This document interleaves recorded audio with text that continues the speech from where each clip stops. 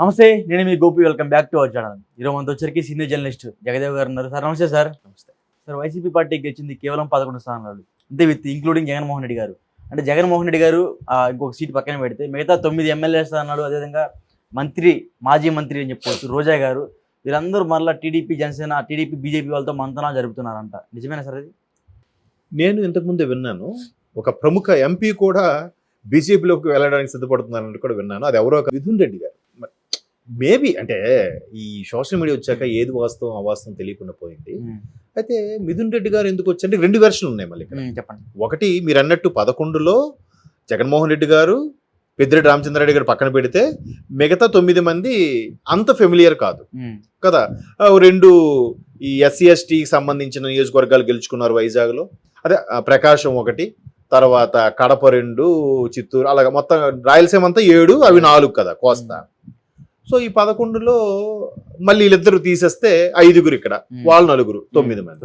వాళ్ళ 9 ఏమో తెలియదు, కానీ ఈ రాయలసీమ 5 మాత్రం రెడీ టు జంప్ అని కూడా విన్నాను. ఇప్పుడు కాదు, కౌంటింగ్ అండ్ నెక్స్ట్ డేనే విన్నాను అన్నమాట.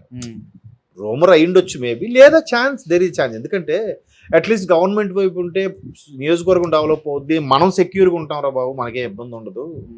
లేదంటే గవర్నమెంట్ యాంటీగా ఏదోటి చెయ్యాలి, మొబలైజ్ చెయ్యాలి. గవర్నమెంట్ యాంటీగా ఎవడైనా ధర్నా చెయ్యాలి, రాస్తారోక చేయాలంటే ఎవడు రాడు, వాళ్ళకి డబ్బులు ఇవ్వాలి. గవర్నమెంట్ లేకపోతే వీళ్ళకే డబ్బులు వస్తాయి, వాళ్ళేం సంపాదిస్తారు, వాళ్ళకేం పెడతారు. ఇవన్నీ ఉంటాయి. ఇప్పుడు అది వైసీపీ నుంచి కాల్స్ వస్తాయి, బాబు మీరు ఇక్కడ ధర్నా చేయండి, జిల్లాలో ఎడిషనల్ ఇది రావాలి, అది రావాలి, ఇది చెయ్యాలి, అన్ని ఇన్స్ట్రక్షన్స్ వస్తుంటాయి. మీకు ఐడియా ఉందో లేదు?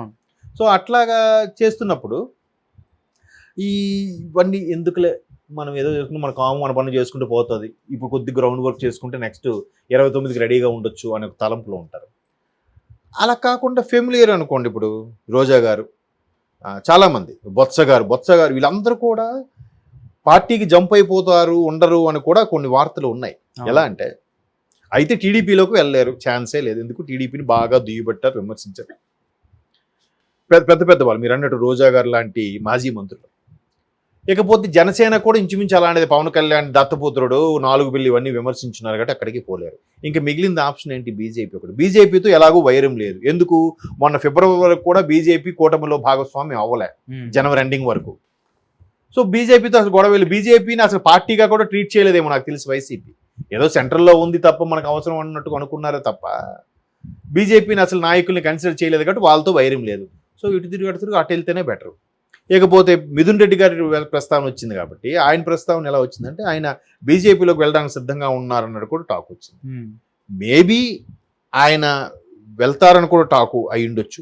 నెంబర్ 2, ఏమో మరి బాబు, రేపొద్దున సెంట్రల్లో కూటమి ఉంది, కూటమిలో టీడీపీ జనసేన కూడా ఉన్నాయి, మనం చూస్తే ఇక్కడ తక్కువ సీట్లు ఉన్నాయి, మన మీద ఏమైనా ఇబ్బంది కలిగించే పరిస్థితులు ఉంటే మాకు తెలుస్తుంది ఇన్ఫర్మేషన్, కనీసం బీజేపీలో ఉంటే మాకు ఇన్ఫర్మేషన్ వస్తుంది, వాడుకోవాలో వీడుకోవాలో పట్టుకొని మనం ఏదో మన సర్వే అవ్వచ్చు అనుకుని ఏమో పెద్దిరెడ్డి గారే పంపించారేమో, ఎవరికి తెలుసు, చెప్పలేం కదా.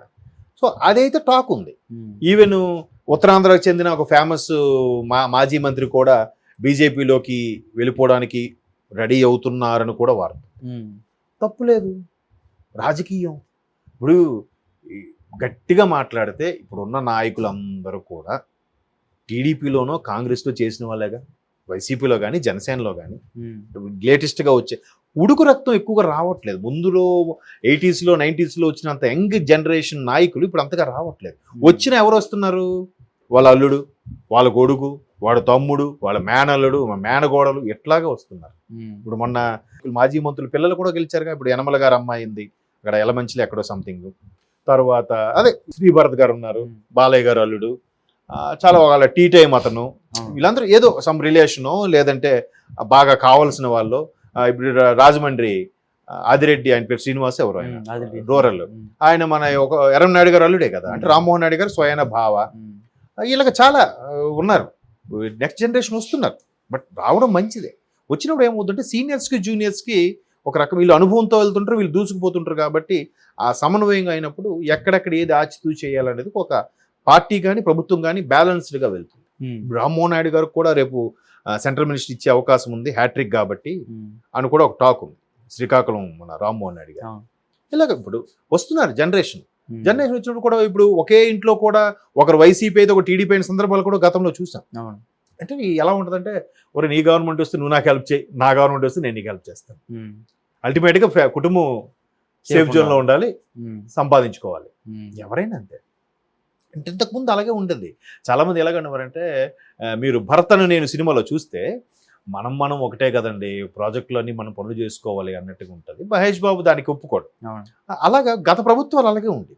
చాలామంది చెప్పేది ఏంటంటే ఒకప్పుడు రాజశేఖర రెడ్డి గారు, చంద్రబాబు నాయుడు గారు మంచి మిత్రులను కూడా విన్నాం. ఇప్పుడు రాజశేఖర రెడ్డి గారు ఉన్నప్పుడు ఎట్లాగే ఏందయ్యా మీ పరిస్థితి ఏంటయ్యా అని అలా మాట్లాడేవారు. కానీ మరీ వెధవ సన్నాసి అక్కడ బాబు గారు భార్యని అవమానించే స్థాయిలో అయితే ఎప్పుడు జరగలేదుగా. ఎక్స్ట్రీమ్కి వెళ్ళే.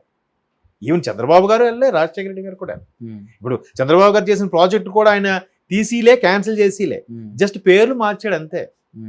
ఇప్పుడు ఓఆర్ఆర్ ఉంది, బాబు గారు ఒక లైన్ ప్రాజెక్ట్ ఇలా చేద్దాం ఉన్నారు, ఈయన ఏం చేశాడు, కొద్దిగా మ్యాప్ మార్చి చేశాడు. అది శంషాబాద్ ఉంది, ఈయన డొమెస్టిక్ ఎన్టీఆర్ ఉంది కాబట్టి ఎన్టీఆర్ పేరే పెడదాం అనుకున్నారు, అవ్వలేదు. ఈయన దిగిపోయాడు కరెక్ట్ టైంకి, ఆయన వచ్చాడు, ఆయన రాజీవ్ గాంధీ పేరు పెట్టేసుకున్నాడు.